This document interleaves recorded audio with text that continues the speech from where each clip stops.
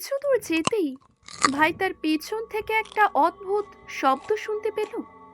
মনে হলো কেউ যেন পিছনে বসে কিছু চেবাচ্ছে। সে আওয়াজটা অন্যরকম, নরম হাড়ছি বলে যেমন শব্দ হয়। কি ভয়ঙ্কর দৃশ্য! তার পিছনে বসে থাকা লোকটি কোনো মানুষ নয়, সে একটি ছোট্ট বাচ্চাকে চিবিয়ে খাচ্ছে। এমন এক ভয়ঙ্কর দৃশ্য চোখে দেখার কথা নয়।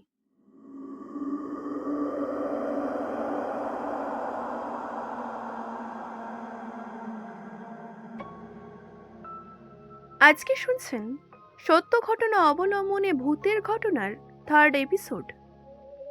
আগের এপিসোডগুলি আপনি যদি এখনো পর্যন্ত না শুনে থাকেন অবশ্যই শুনুন। আজকে যিনি ঘটনাটি বলেছেন ঠিক যেমন ভাবে বলেছেন ঠিক তেমন ভাবেই বলি। চলুন তাহলে শুরু করা যাক।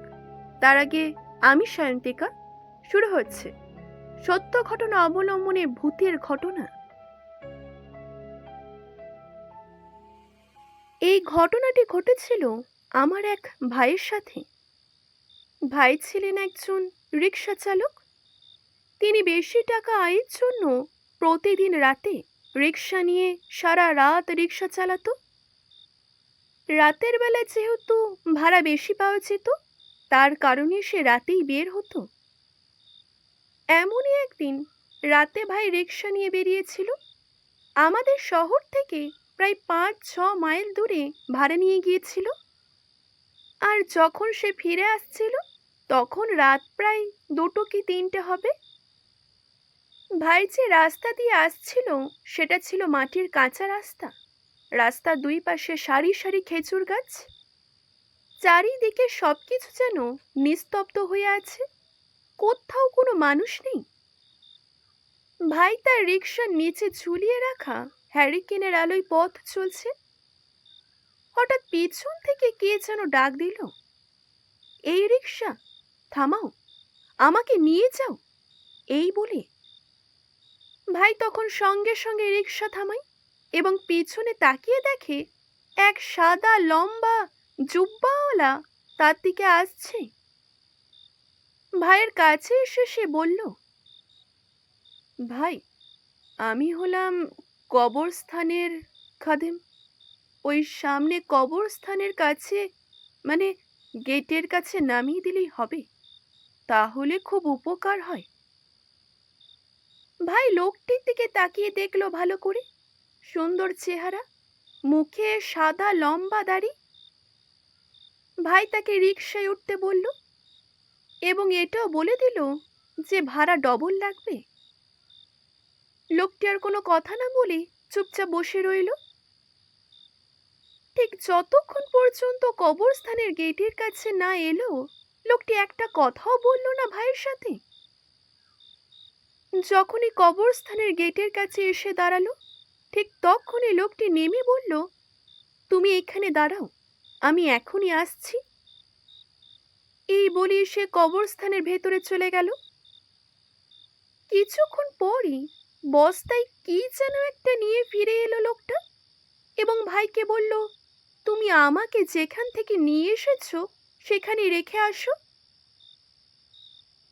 একটু আগেই বললাম রাত তখন অনেক হয়েছে, কাজেই ভাই তখন লোকটিকে বলল, না না, মোটেই না, আমি আর কোথাও যাব না, আমি এবারে বাড়ি ফিরবো, আমার ভাড়াটা মিটিয়ে দিন। লোকটি তখন রেগে গিয়ে বলল, তুমি চলো আমার সাথে, আমি তোমাকে অনেক মূল্যবান কিছু দেব। এই বলেই লোকটি ভাইয়ের হাতে কয়েকটি সোনার কয়েন দিয়ে বলল, এটা নাও, পরে আরও পাবে। আর শোনো, চলার পথে পিছনে একবারও তাকাবে না, তাহলে তোমারই ক্ষতি। ভাই তখন কিছুটা মনের মধ্যে ভয় অনুভব করতে লাগলো।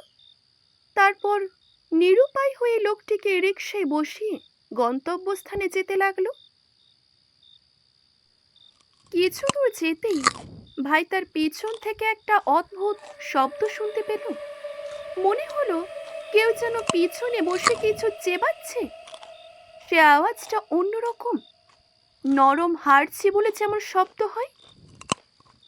বেশ অনেকটা সময় ধরে ভাই শব্দটা শুনতে পাচ্ছিল। পিছনে কি হচ্ছে দেখার জন্য তাই তার মন ব্যাকুল হয়ে উঠেছে। তখন ভাই লোকটি নিষেধ করা কথা না মেনে নিজেকে সামলিয়ে ভয়ে ভয়ে সে পিছন দিকে তাকিয়ে দেখল কি ভয়ঙ্কর দৃশ্য।